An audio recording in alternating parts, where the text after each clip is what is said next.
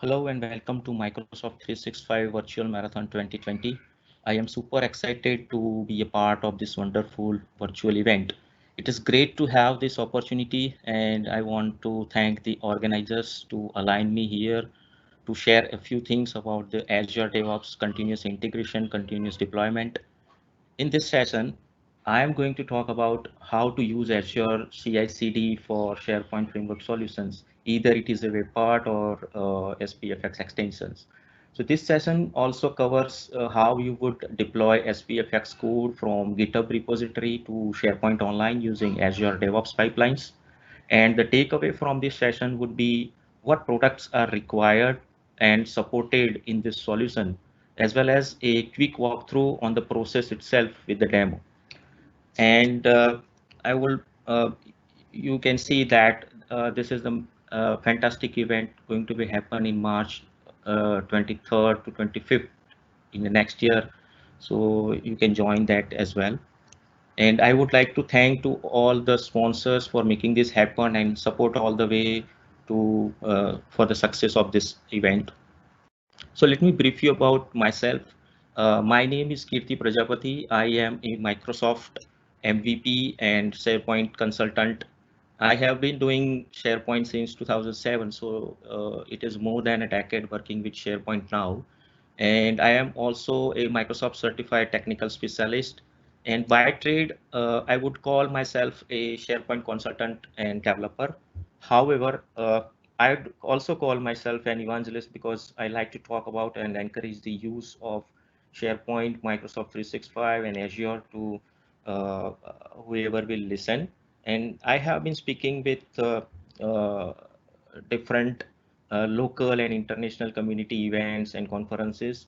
I'm passionate to share my knowledge in all possible ways. So I'm also evangelize SharePoint on my personal blog and also associated with writing a books and providing a SharePoint Office 365 and Azure training to the corporate people who want to start SharePoint implementation within an organization.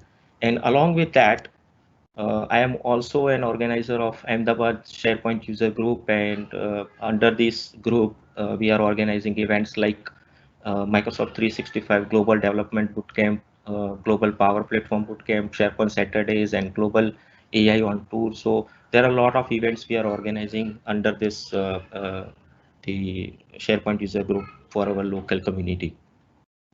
And this is the agenda. So in this session, I'm going to talk about a few things about the DevOps overview.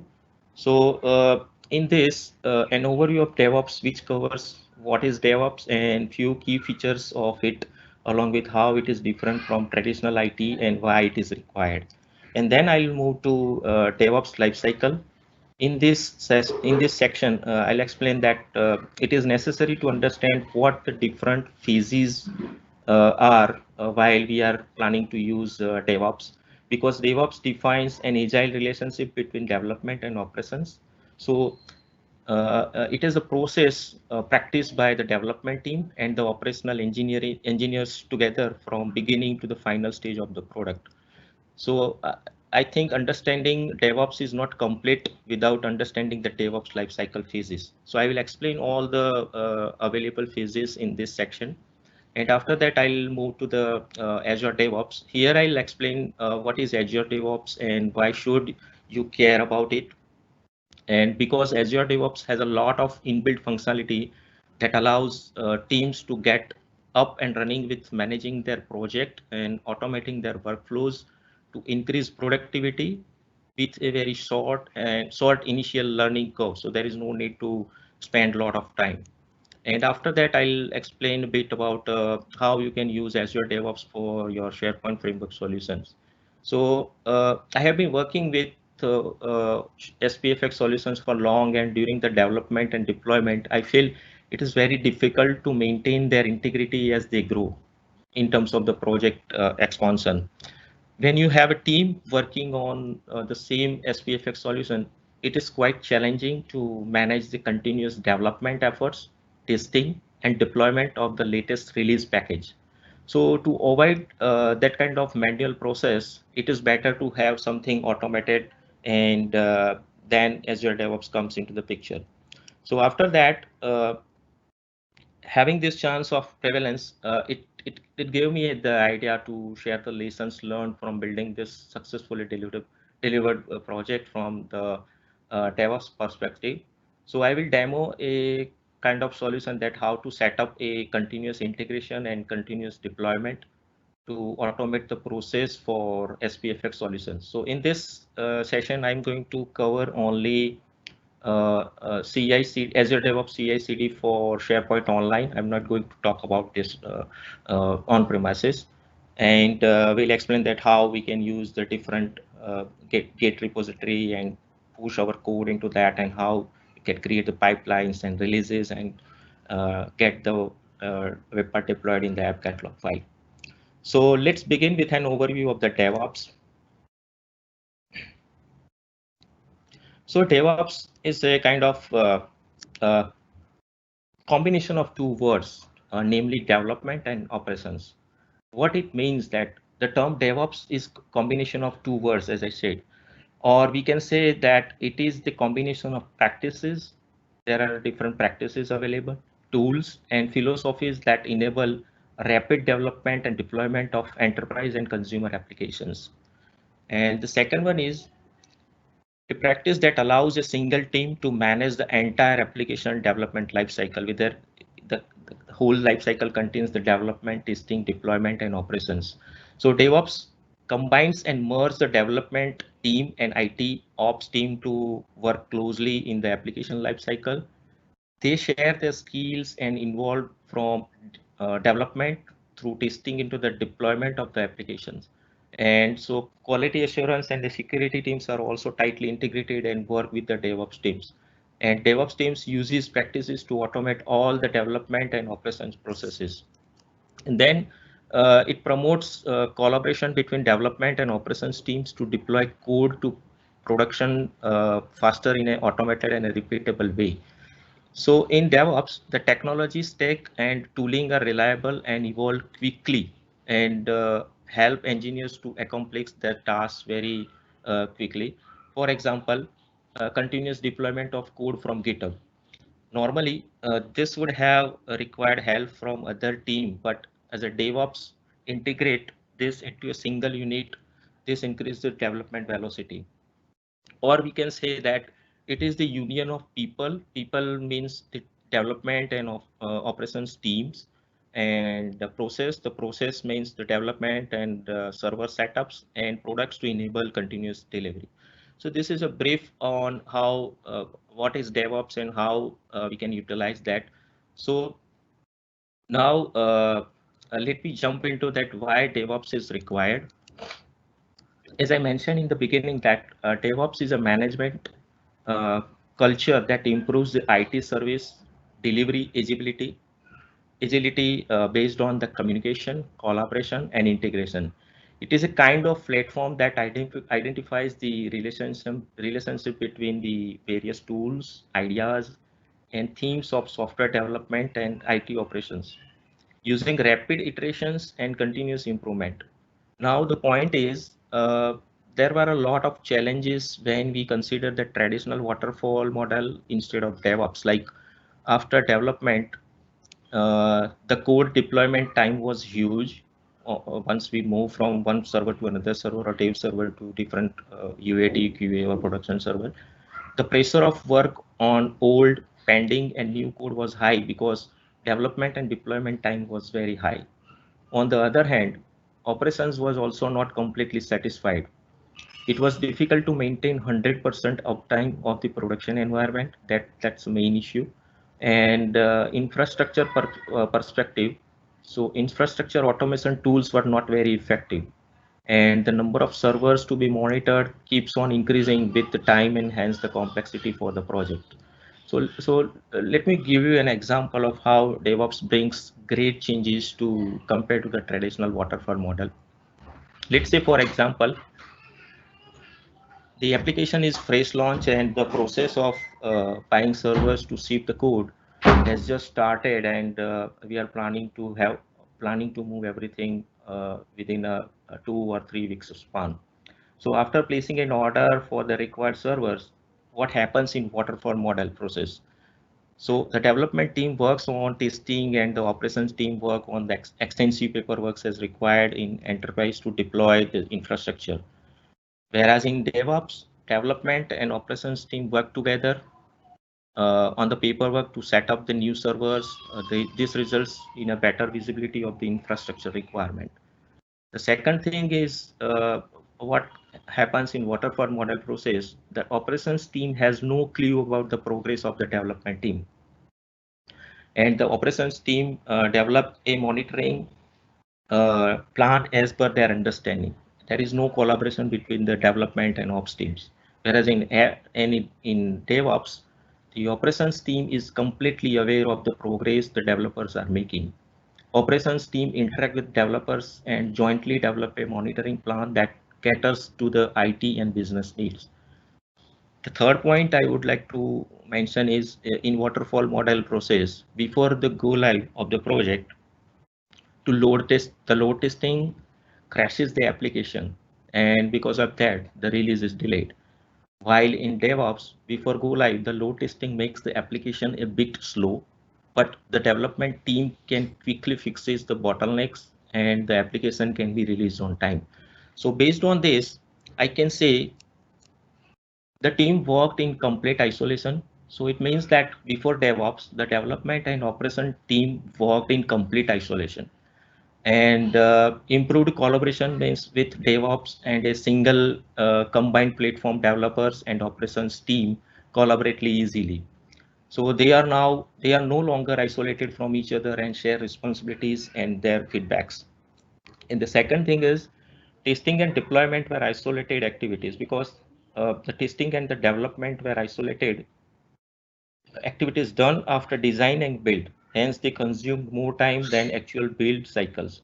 So by rapid delivery, DevOps combines the tools and all the processes in the cloud. So starting from developing to the developing the apps and testing it in the cloud by using automated tools and deploying as soon as code commit happens. So this is a kind of automated process. So the third point is the time consuming. Either it's a testing, deploying, or designing. So without using DevOps, the team members are spending a large amount of their time in testing, deploying, and designing instead of building the project. So here, speed comes as in DevOps, microservices and continuous delivery allowed teams to take ownership of services and then release updates to them faster. And the second thing is reliability. So this will help us to monitoring and logging practices and stay informed of performance in real time when we are moving the package from one server to another server. And manual code deployment leads to the human errors in production. So that will automatically remove when we use the DevOps concept. And there are separate timelines for the development and operations teams. So coding and operations teams have their separate timelines and are not in sync, causing further delays. This may happen sometimes that both the teams are not syncing with the same timeline. So by scaling infrastructure as code helps you manage your development, testing, and production environments in a repeatable and more efficient manner. So in terms of security, automated compliance policies, fine-grained controls, and configuration management techniques can define and then track compliance at scale. So these are the 5 points we can consider that why we should go with this that DevOps, and that will help us to uh, complete all the requirements what we are looking out for. Now it is better to understand how the DevOps lifecycle works. So as I mentioned earlier, DevOps is deep integration between development and operations. Along with that, it is a software development approach through which superior quality software can be developed quickly and with more reliability. So understanding DevOps is not possible without knowing the development DevOps lifecycle. So it is better to understand what are the different points we can cover in the DevOps lifecycle. So I'm explaining that in a while. So let's say assume your marketing and sales team gets an idea from market on some product they are interested to build, and then based on their research they will prepare a business plan and share the details with the technical team for further planning.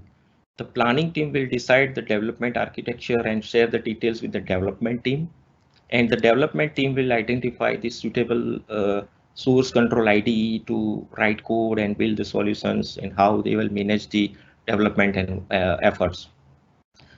Once they are done with the development, the testing team will be involved to test the application. And after passing all the test scenarios and an application will move to the production. After that, there are chances to get some feedback from actual users or marketing sales teams after launching the product into the market. Now, in this scenario, it is very difficult to do the changes or enhance the functionality based on specific input if not using the DevOps. So there are various phases such as continuous development, continuous integration, continuous testing, continuous deployment, and continuous monitoring constitute the DevOps lifecycle. So just to complete this kind of whole lifecycle, we need to follow this DevOps lifecycle. So there are, as I mentioned, there are 7 phases available in DevOps lifecycle. So I'll explain you that one on one. So DevOps lifecycle, there are 7 phases, as I mentioned: continuous development to deployment and continuous operation. So let's discuss each of the DevOps lifecycle phases below. So first, continuous development. So this will cover the plan your application objectives and code the requirement that comes under this phase. So this is the phase that involves planning and coding of the software. The vision of the project is decided during the planning. During this planning phase, and the developers begin developing the code for the application. There are no DevOps tools that are required for planning, but there are several tools for maintaining the code. So you can use any of based on your requirement. The code can be written in any language and maintained by using any version control tools, and can be used in this phase for building or packaging the code into an executable file, and that can be forwarded to any of the next phases, whether it's a different server or different either QA, UAT or production servers.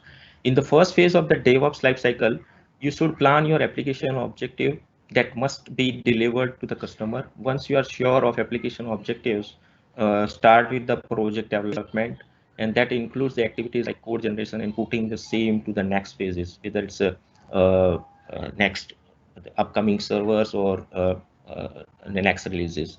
As a DevOps follows the continuous development approach, so work may carry out on the existing code by using the continuous feedback in the development and operations scheme.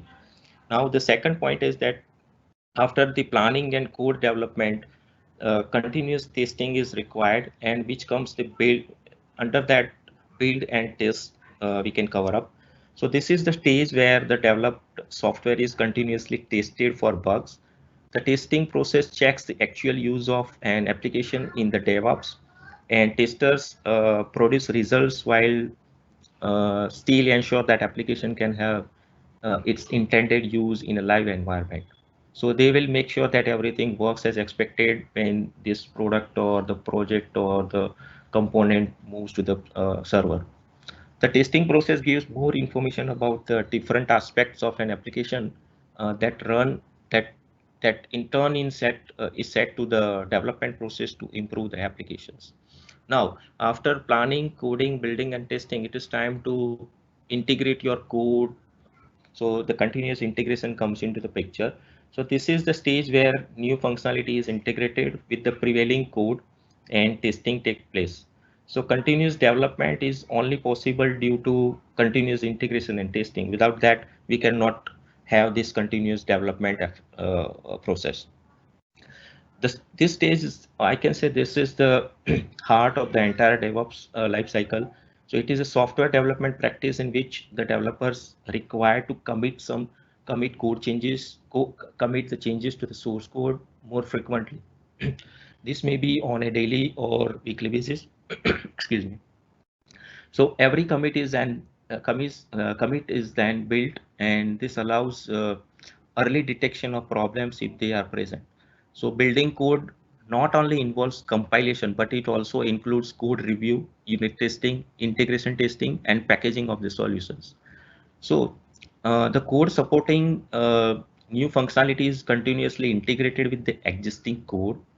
Since there is a continuous development of software, the updated code needs to be integrated continuously as well as smoothly with the system to reflect changes to the end users.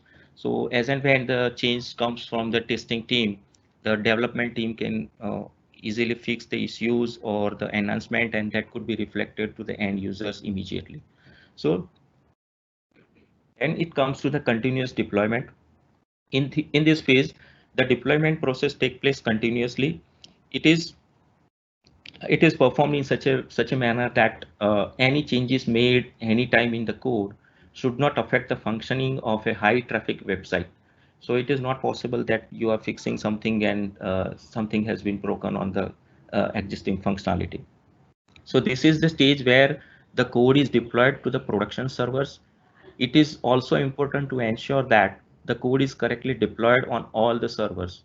You cannot miss anything as a deployment package on any servers.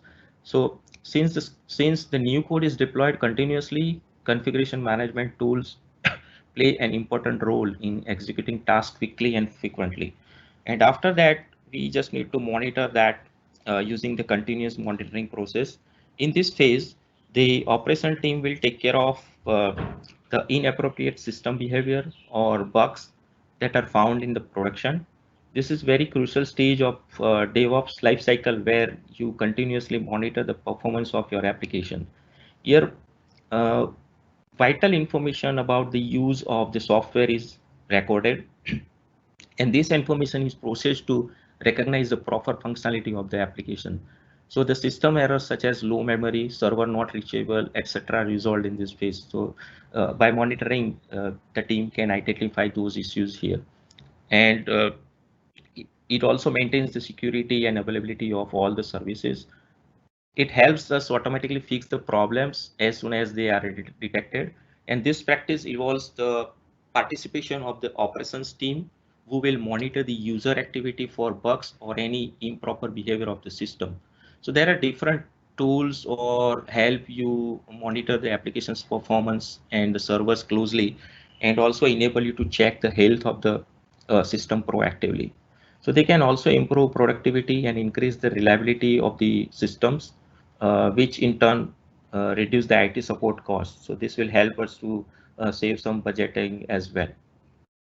As a major issue or any major issues if found are reported to the development team. So if you found something that is an issue, so you can report to the development team so that it can be fixed in the continuous development phase, and this lead to a faster resolution of the problems, and that request goes to the continuous development. So based on that, the development team can work and fixes those issues, and then the whole life cycle continue once again. So this is a like high level overview of the how the DevOps life cycle works. So uh, there is another, I have another image that will also explain that how the DevOps lifecycle representation can be done in a different way. So you can see this is the continuous delivery model, and this is also a kind of uh, the infinite loop for the DevOps lifecycle, right? So now let me move to the Azure DevOps. So after the launch of Azure DevOps, DevOps has become increasingly critical to a team success. So we can say is the evolution of VSTS, Visual Studio Team Services. In the simplest term, we can say that. And it also spanned the breadth of the development lifecycle to help developers help developers ship software faster and with higher quality. So it means that DevOps brings together people, processes, and technology, automating software delivery to provide continuous value to your users. In other words, it enables any developer to ship customer value faster, more reliably, and with better quality. And a lot of inbuilt functionality means like Azure DevOps has a lot of inbuilt functionality that allows teams to get up and running with managing their project and automating their workflows to increase productivity with a very short initial learning curve. So there is no need to like have some kind of expertise on that. And we have these different options available like Azure boards, Azure repos, Azure pipelines, Azure test plans, and Azure artifacts. I'll explain a bit in the next slide on all these different options. It is the result of years of using their tools and developing a process for building and delivering products efficiently and effectively. But it is more than that too. I think of it as a VSTS or TFS and Azure all rolled up into one with some improvements and a few extras. So these are the options that we can utilize in that. So here I'll let me brief you about what these options are. So first is Azure boards. So Azure board is your ultimate built-in agile project planning and management tool, and has all the functionality you would expect to find in a standalone piece of software, with the ability to link your work items and tasks with your pipelines. So from here you can see everything with what are the different pipelines available and what are the other pieces of software available. And the second is the Azure repos. So provide you with unlimited Git repositories. You can create a project in Azure DevOps and create as many as repositories as you need, and collaborate with your team members to build your code with pull request and advanced file management. Azure repos functionality differs between choosing Git or this Team Foundation source control as your Git version when creating a project. And within repos, you can create or import repositories and manage them using your standard Git GUI or Git CLI commands. All the functionality you would expect from Git is there, with the added benefit of linking commits and pull requests to work items and continuous integration. And then comes to this uh, Azure pipelines. So Azure pipelines within Azure DevOps is the CI/CD tool that allows the building, testing, and deployment of the code using DevOps practices. So you spend less time with the nuts and bolts and more uh, time being creative for the project. And after that, it comes to the Azure test plans. So you can use Azure test plan to run manual tests for your web and desktop application and the log defects. You can track and assess the quality throughout your testing lifecycle. That helps you to get end-to-end traceability. And it also helps to improve the code quality using planned and exploratory testing services for your apps. And the final one is the Azure Artifacts. It adds the fully integrated package management to your continuous integration, continuous delivery pipelines with a single click. Azure Artifacts helps you to create and share NPM and NuGet package feeds from public and private sources, and is fully integrated into CI/CD pipelines. So this is all about the Azure DevOps. Now I'm going to talk about this Azure DevOps for SPFx. So how we can use Azure DevOps for SPFx web part, the client-side web part. So I'm going to talk about a client-side web part in this session, but you can use the same thing for the extensions as well. So create your solution or project using SharePoint framework. Push or commit your code into GitHub, and then you can create required Azure pipelines that allow the build, testing, and deployment of code. So we can spend less time with configuration and more time being creative.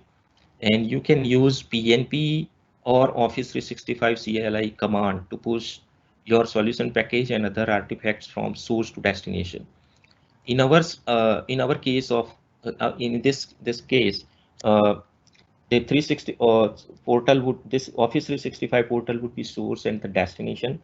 The source could be your development server and destination could be your QA, UAT or production server. So these are the this is the simple process that we can cover up, like create the solution, push into the GitHub, create the pipeline, use some CLI or PNP commands, and push your web package to the Office 365 portal.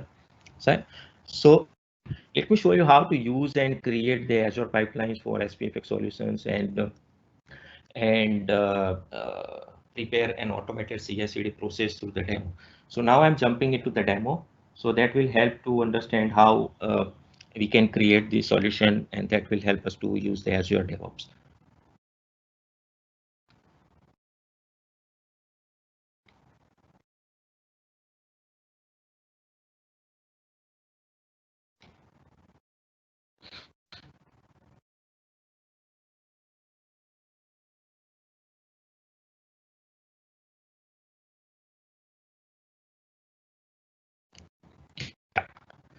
So I have created one simple SPFx client-side web part that there is nothing extra on that. I've just created from scratch, and I have created one repository, GitHub repository, using the Git uh, credentials, and I have pushed all my code into this repository, right?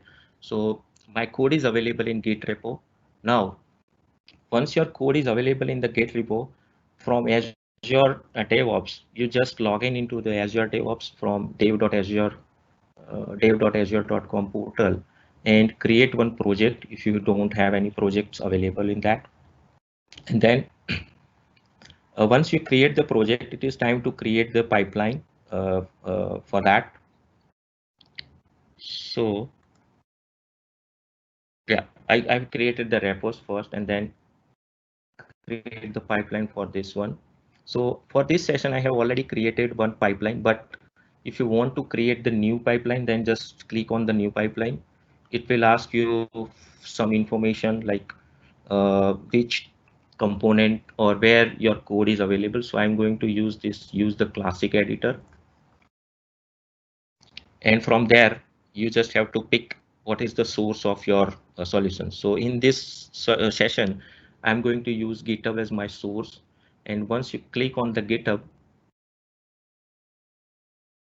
it will fetch all the repositories available under this account. So I have two under this account, and if I can select this M365V M repo and select it, I'll have everything is available. And once I click on continue, it will create that connection for me. So for this session, I already created, so I'm going to talk about that. So once I click here and click on edit, so your pipeline, once you created your pipeline, it will have only these three things: pipeline, get source from where you access your repository, and the agent job. So we have to create a kind of list of commands which will help us to build the solution on the fly and copy the different artifacts and publish the artifacts in the portal, right? So once you click on the add button, this plus icon, from there you have to select the node and then add it, because we are going to execute all the npm commands, either npm install, its bundle, packaging. So for that we need node as a command prompt terminal. So I have used node 8.x 8 version, so you can use any version as per your requirement. After that, we need to install the npm. So I have write this from here plus, you can select npm. So click on add, and this will allow you to enter some values in this window, this kind of input form. So from there you can use the command, what command you want to use. So I'm going to use install command for this. And after installing that, I want to bundle my solution. So the same thing, you have to click on add and add gulp. So this will help us to run the all the gulp command over there. So I have used this gulp for bundling the solution, and I have used bundle command, and I'm shipping it. The same thing for the packaging the solution. Use the gulp and use this command package dash solution and dash dash ship.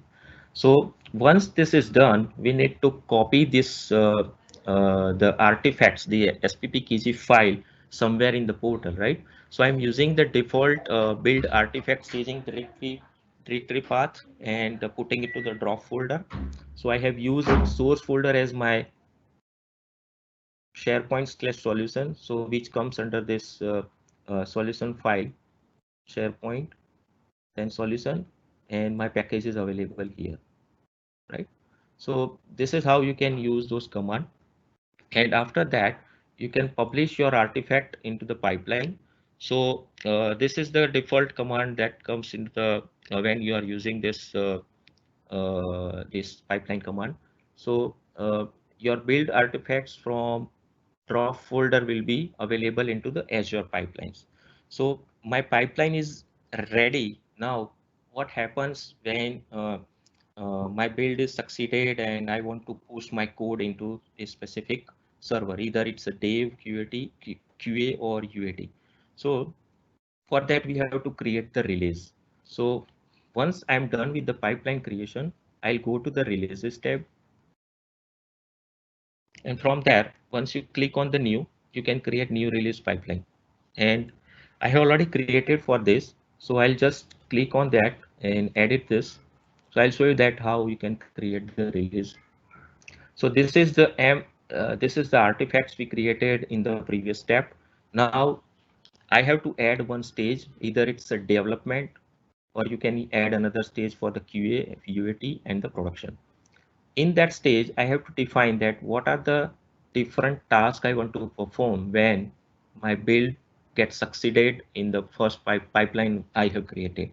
So I have to define that commands that once it is done, what should be done to the Office 365 site and the SPP package.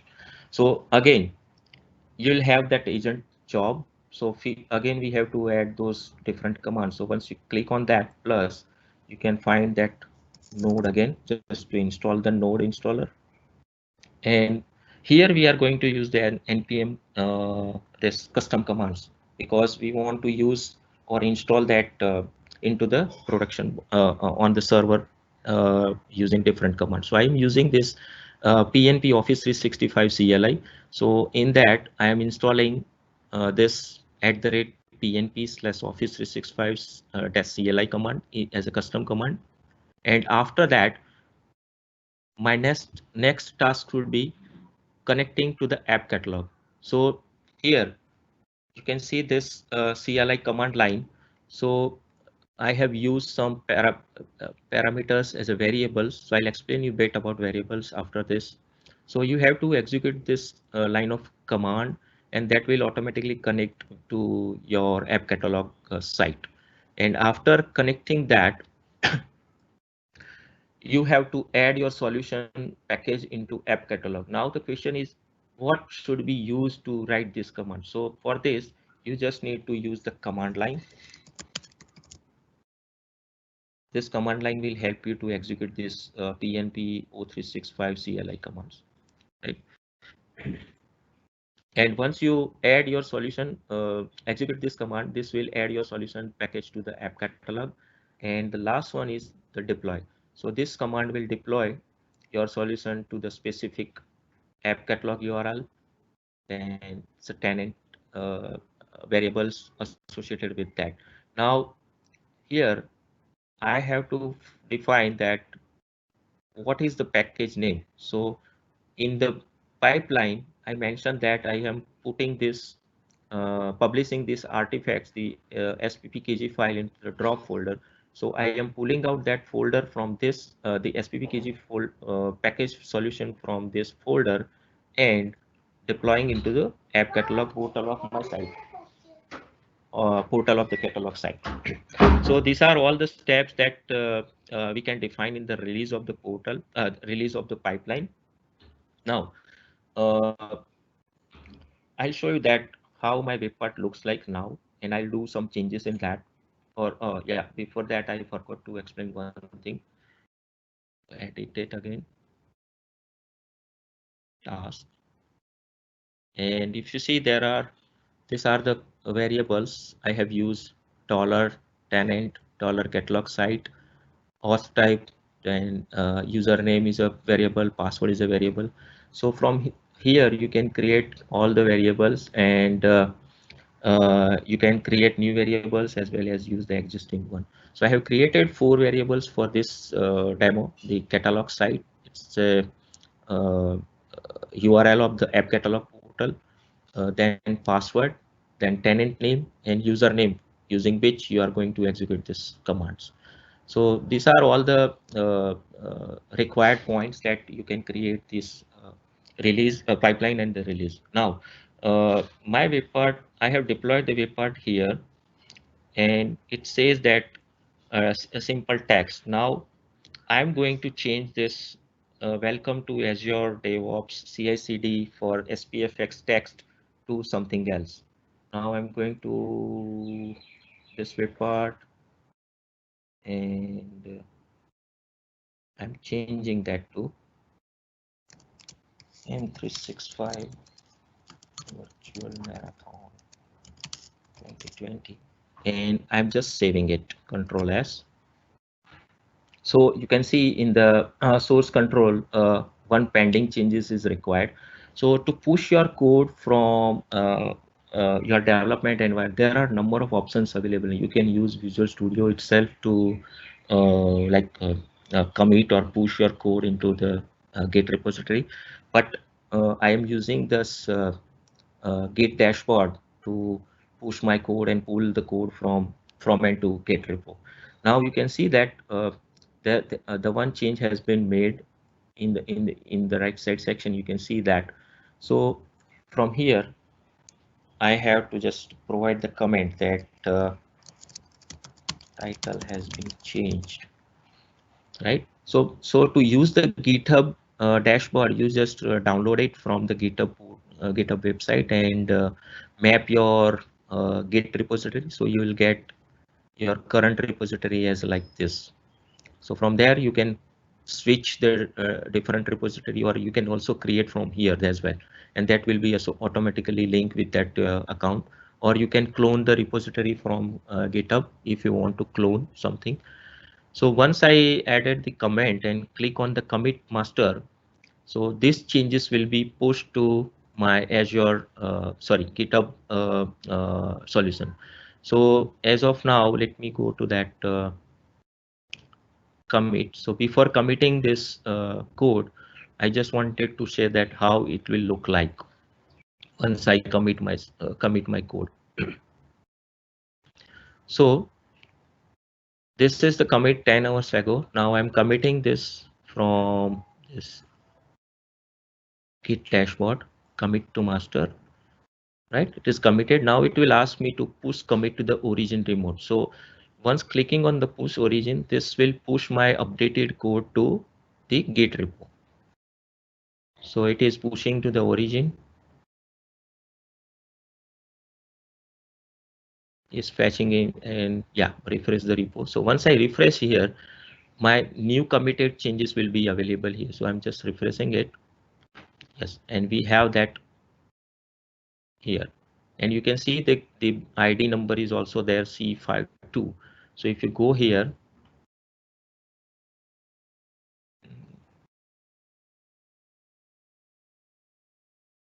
yeah, that will be available in a different vector. So from here you can see that how your committed changes is available into Git repository while you're using the Git dashboard to push your code. Right now, I'm going to execute my pipeline.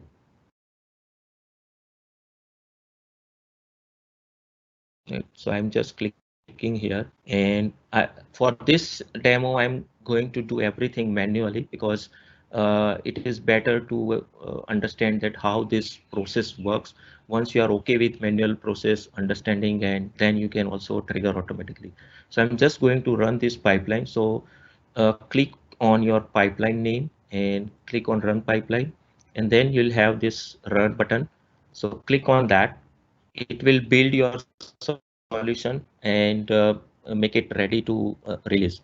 So it will take a while just to build the solution, but you can click on the queue and check the status of how it will install all the commands and all the required information for that. So you remember that we define all these commands in pipeline creation.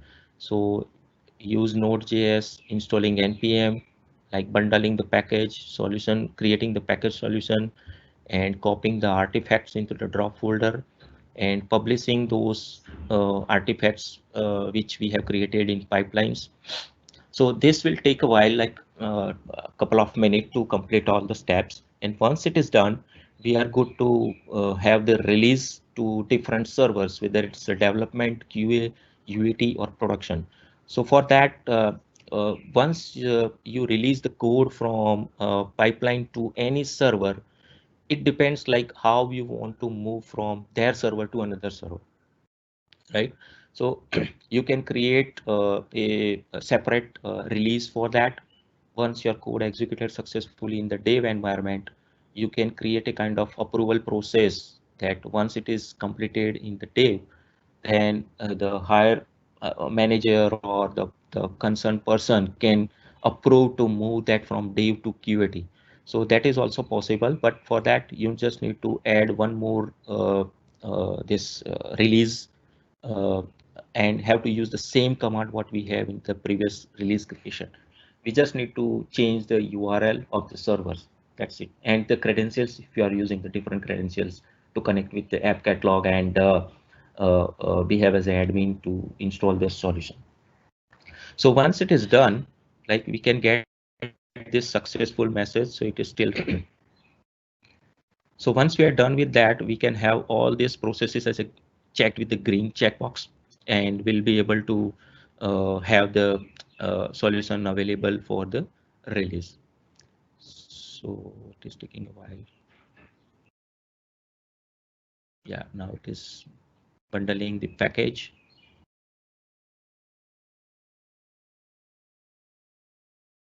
Yeah, packaging the solution. Now scoping from files to drop folder, and yeah, publish the artifacts. Now once, okay, we are good to go now.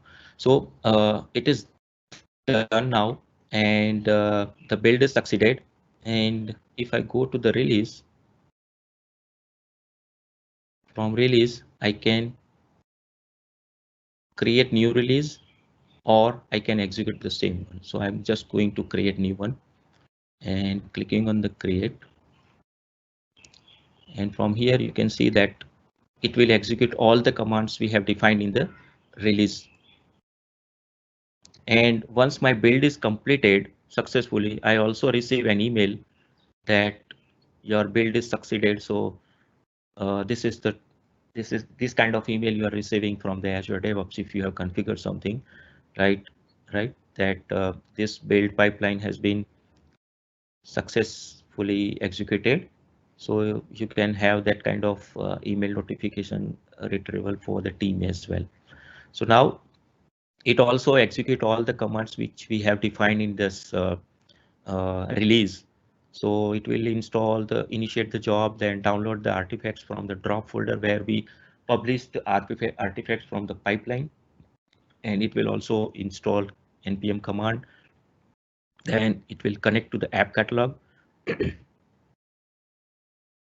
So it will also take a couple of minutes to execute this all commands.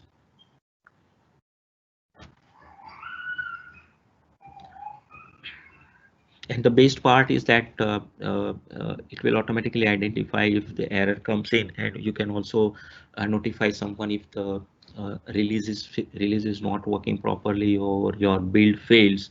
So based on that, you can take necessary actions for the configuration or your package solution. If my build fails, then something needs to be changed into the code or something is not working as expected. So based on that, you can decide like what are the different steps or appropriate action we need to take on. So now it is adding my solution. So before that, I just want to open this app catalog. So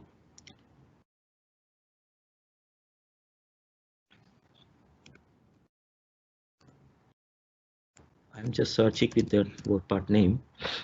So you can see it is deployed 10 hours ago. Now my release is successfully executed. Then this web part will be automatically deployed into the app catalog. So let's see what is the status. So it is done. So my web part, the new package should be available in the app catalog. So I'm just refreshing the page and again searching with the demo. Yeah, so we have that. See, a few seconds ago it is deployed. Now I'm going to on this page and I'm just duplicating this site, this tab, and we see what is the,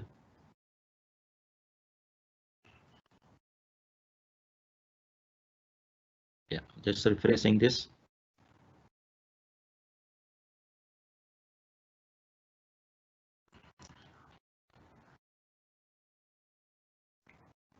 Yeah, you can see that welcome to M365 Virtual Marathon 2020 is coming up.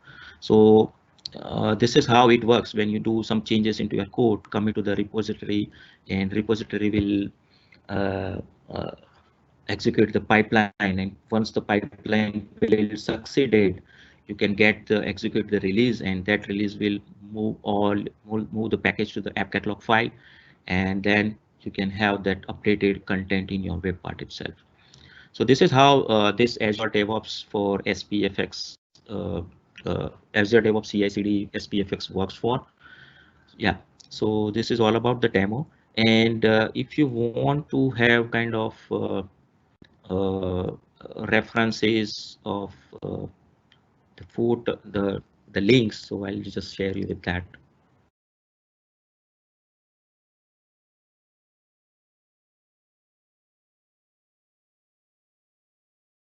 So if you want to learn something more on that, so these are the references from here. You can find the documents that how Azure DevOps could be used, what are the Azure DevOps services available, and introducing Azure DevOps with different options like Azure bots, pipelines, releases, and all. And you can also go with the MSDN documents where it says that implement CI/CD with Azure DevOps. Yeah, so these are all the references. And yeah, thank you for joining us, and please share your feedback for the session as well as the event. And if you want to connect offline, or if you need any information or get in touch with me, so this is the information that we can connect on social media using my personal email address, LinkedIn, Twitter, and Facebook.